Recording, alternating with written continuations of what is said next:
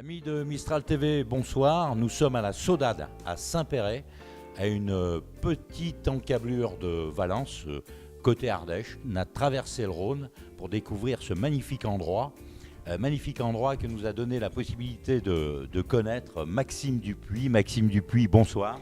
Bonsoir Dominique.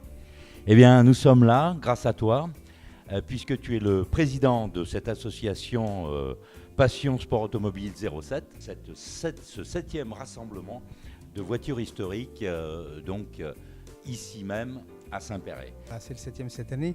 Donc le rassemblement a commencé sous l'impulsion de 3 personnes. Donc Saïda, qui venait de reprendre l'Argonaute à Saint-Péray, qui était passionné de sport automobile, de Vincent Vasquez et de David Auclair. Donc ces 3 personnes-là avaient décidé d'organiser un petit rassemblement sur Saint-Péray. Ils ont créé une petite synergie, rassemblé des gens autour d'eux, dont moi. Et puis on est allé sonder un petit peu les gens et puis surtout les enfants. Là, à peine 1 kilomètre, à la sortie de ce magnifique village de Saint-Péray, il y avait la course de côte du pain, qui était connue au niveau national. C'était magnifique. Et on est venu faire beaucoup d'essais ici. Et vraiment, on en rêve qu'à nouveau, il y ait cette course de côte qui existe. Et quand je vois le dynamisme qui est développé avec cette manifestation et les invités que nous allons découvrir tout à l'heure et puis tout au long de la soirée, car ce soir, nous sommes seulement samedi soir, mais déjà tous les invités sont conviés à la salle de la Victoria. Un moment d'émotion à la Saudade toujours. Tout à l'heure, on a eu Maxime Dupuis. Je suis à côté de Madame Françoise Conconi. Bonsoir Madame Françoise Conconi. Bonsoir Dominique. Comment allez-vous ? Merveilleusement bien, du moment que je suis là avec les amis, qu'on se retrouve tous en petit comité réduit, c'est super sympathique.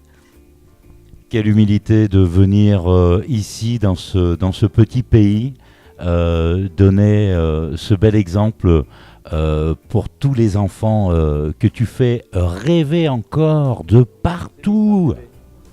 Oh, c'est trop, faut pas dire ça. C'est pas un petit pays parce qu'en fait, c'est quand même au sein de plein de choses autour qui ont fait. D'abord, je suis grenobloise d'origine, donc c'est pas très loin.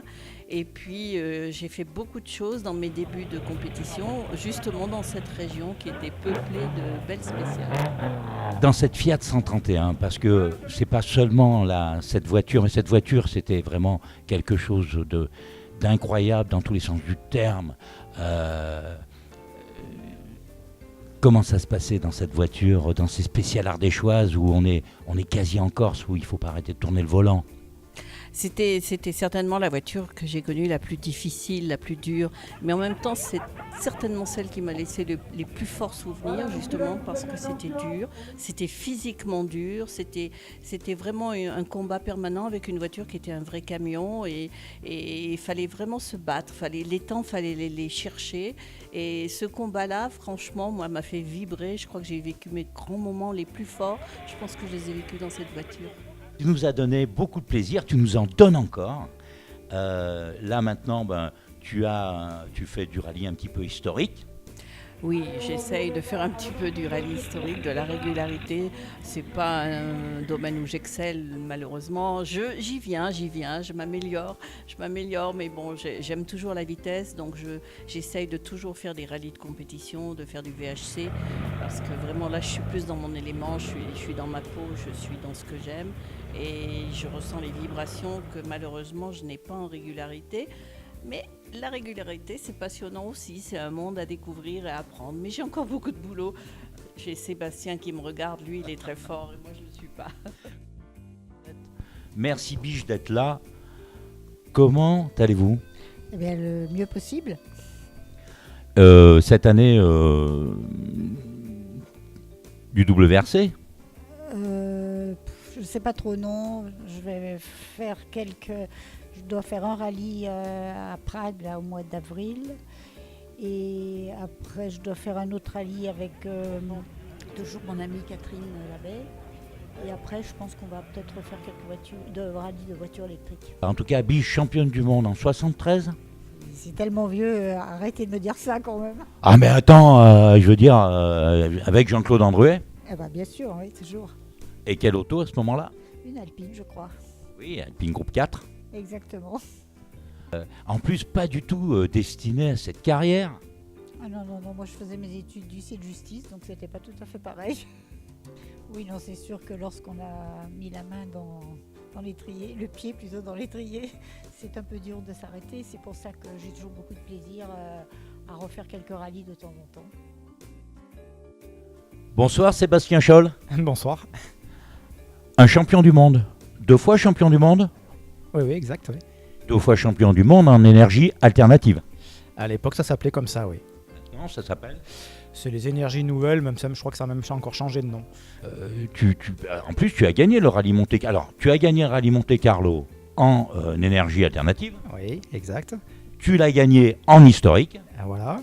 avec une voiture qui est mise à l'honneur cette année dans ce 7e rassemblement organisé par cette association, qui est la Berlinette, Voilà, une berlinette, une ex-groupe 4 d'Eric Comas.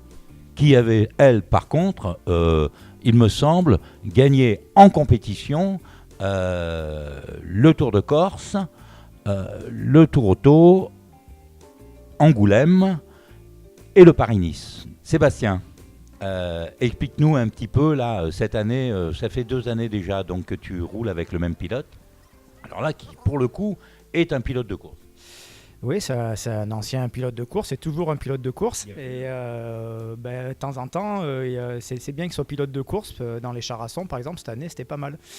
Oui, parce que, évidemment, que 48 km/h sur le bitume en ligne droite, on se traîne, mais sur les routes ardéchoises ou dans les Charassons, effectivement, verglacées, à souhait et enneigées, là, par contre, la moyenne, il faut la tenir.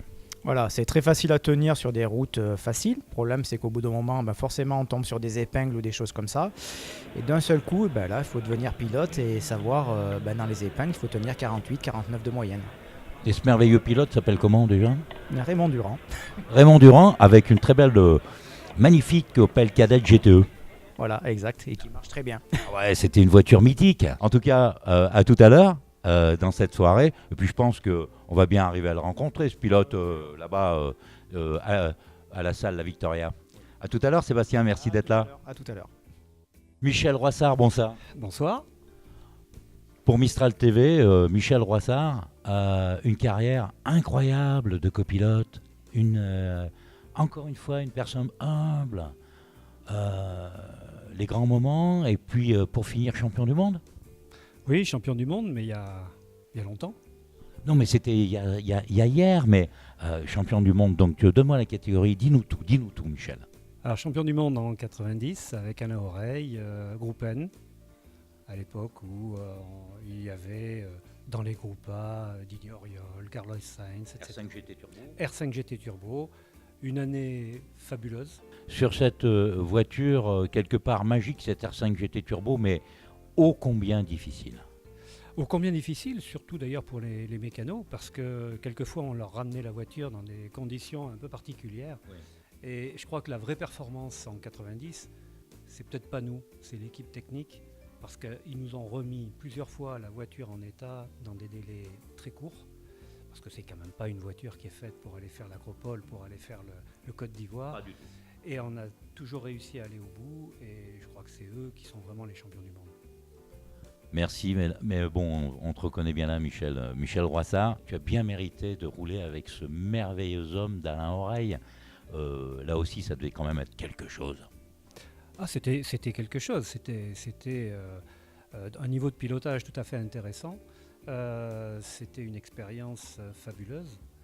Et puis, tout à l'heure, tu parlais avec Biche d'un certain pilote qui s'appelait Jean-Claude Andruet. Je crois que c'est vraiment lui qui m'a appris beaucoup de choses, parce que j'ai eu la chance de rouler un petit peu avec lui. Là aussi, un sacré bonhomme. J'en doute pas un seul instant. Merci Michel, je te dis à tout à l'heure. Durant la soirée, on va bien se croiser. Et puis aussi à demain sur les routes un peu ardéchoises où tu vas prendre part à la balade. Avec grand plaisir. Maïré Urbain, bonsoir. Bonsoir. La plus charmante, la plus mignonne, la plus... Ça, c'est pas obligatoire. Non, mais là, aujourd'hui, oui. Mais c'est vrai, la plus jeune, quel âge Maïré ? 24 cette année. 24 cette année. Et alors, Maïré court avec son papa. C'est ça, je cours avec mon papa, donc en VH depuis, ça fait 3 ans. Quelle voiture? Sur Porsche. Magnifique. Ça fait 3 ans. Donc là, tu as quand même un classement intéressant. Cette année, oui, alors j'ai fini en deuxième copilote VH dans ma catégorie, donc en groupe 4, groupe 5. Ça a été une grande surprise. Et également, du coup, troisième copilote VH à la Ligue Rhône-Alpes. T'en es contente? Oui, j'en suis contente, je le garde, ouais. Ouais, c'est vraiment un homme extraordinaire. Quelle chance, c'est magnifique, non, de vivre ça avec son papa? Ah oui, on me l'a toujours dit, ouais, de vivre ma passion avec mon père, de pouvoir rouler avec ses côtés. Et je crois qu'il y en a beaucoup qui nous envient, en fait. En tout cas, Maïré Urbain, merci. On va se revoir tout à l'heure. Je verrai ton papa. Et puis demain, vous allez peut-être être là également pour la balade? Oui, demain, la petite balade, j'espère qu'il fera beau. Oui, mais ça, on va le commander cette nuit. Ouais, pas de souci. Et donc, oui, normalement, dans une voiture, une petite balade pour découvrir un peu les routes par ici. Aimé Renoir, une figure de l'automobile historique, et ça depuis longtemps, avec un club à l'époque qui s'appelait... Ah mais l'écurie Mistral, c'était pour les promenades ça. Oui, mais c'était l'écurie Mistral. Et là, on est sur Mistral TV quand même. Ah oui, c'est pour ça, c'est un très beau nom. C'est un nom magnifique. Bon, et puis ensuite, bien sûr, la compétition sous toutes ses formes. Raconte-nous un peu. À toutes les formes, on a commencé par en 69, donc c'est un peu vieux pour certains. Puis après, on avait abandonné, on a fait un peu de karting avec tous ces petits jeunes là qu'on voit maintenant au volant. Et puis après, un petit préparateur, Gilou, là, qui m'a préparé la Porsche, donc on a roulé en régularité. Et la régularité sportive, puisque ça s'appelle comme ça, bon. Oui, tout à fait. C'est plus notre... Allez, mesdames et messieurs, on continue, et puis je vais le déranger. Bonsoir madame, mais restez avec nous. Bonsoir Jean-Pierre Labaune. Oui, bonsoir. Alors, Jean-Pierre Labaune, c'est le président de l'ASA Drôme. Oui. L'association sportive automobile de la Drôme. Voilà. Et qui prépare, avec toute son équipe bien sûr, des tas d'événements, notamment un événement qui est très très attendu, c'est le Diwa qui... Voilà, et pourquoi il est très attendu? Parce que sur Valence, on aura une super spéciale qui va se dérouler dans Valence, autour du Champ de Mars. Avec des voitures extraordinaires. Merci Eric. En tout cas, est-ce que demain tu es là? Tu vas amener une belle auto? Enfin, une belle. Non, elles sont en révision. Elles sont en révision, oui, elles ont bien travaillé donc. Et elles vont retravailler, j'espère, cette année. Le Tour de Corse? Non, on va faire le Tour Auto, on fait le Championnat de France des rallyes sur terre en VH. Puis on va ressortir la 131 Barthes pour quelques épreuves par-ci par-là. Avec un copain qui s'appelle comment? Avec mon ami Jean-Paul Terrasse. Eh ouais, c'est qu'il est demandé ce Jean-Paul Terrasse à droite. Oui, mais j'ai la priorité. Hein. On continue dans cette visite donc à la salle Victoria. Et là, tout de suite, si. Là, c'est une chance inouïe. Parce que là, on a le père et le fils. Monsieur Franck Métifio. Dans le Saint-Esprit, je l'avais trouvé tout à l'heure là. Ah, il était là. Ah, le Saint-Esprit, venez là, s'il vous plaît. Il y a le Saint-Esprit qui est là. Franck Métifio, donc, avec son fils, qui a pris la passion du papa, enfin, qui a commencé à rouler il y a combien de temps maintenant? En pilote, il y a 8 ans maintenant, 7 ans. Il y a 8 ans, et donc avec ton père. Voilà. Pour mettre la main à l'étrier, j'avais voulu que le coéquipier soit mon père, qui me disait attention, c'est là à gauche, non, plus doucement, oui, là, vas-y, envoie. Donc ouais, c'était bien papa qui m'a mis les premiers tours de roue. Et oui, parce que Franck Métifio, mesdames et messieurs, de Amine Mistral TV, c'est le vainqueur, entre autres, mais bon, c'est vraiment une victoire prestigieuse. Donc sur le rallye Monte Carlo avec une 205 Turbo 16 en 1986. Oui, tout à fait. Je vois que tu as bonne mémoire, mais je crois que tu as été en grande partie concerné aussi. Donc je ne vais pas raconter à tout le monde, mais c'était une histoire qui reste dans ma mémoire pour la vie. Mais c'était super. Ouais, c'est vrai. Mais bon, je tiens à signaler, Stéphane a commencé en 2010. Oui. Moi j'ai commencé en 72, donc j'en suis à ma 45e année. Ça fait beaucoup, non? Non, c'est jeune, oui, d'accord. Voilà, c'est le seul sport, mesdames et messieurs, le rallye automobile, où il n'y a pas d'âge, où plus on avance dans l'âge, plus on se bonifie. Et on s'épanouit. Et où on s'épanouit, Ouais, c'est vrai. qu'on s'épanouit. Bon, nous sommes en France et on peut le dire, c'est comme le bon vin. Ouais. Regarde. Merci Franck en tout cas, c'est De toujours rien. avec beaucoup d'émotion. Tout à l'heure, j'ai interviewé Françoise Conconi, Biche. C'est un grand moment d'émotion et pourtant Dieu sait si avec France on est proche, mais à chaque fois c'est toujours beaucoup d'émotion. But you ain't the same girl that I used to know. You all alone now. We have a lot of catching up to do. We all alone now. There's nobody around if I'm calling you. We all alone now. You're working too much, you should come through. We all alone now. Talking about my past, but a nigga feel the same. I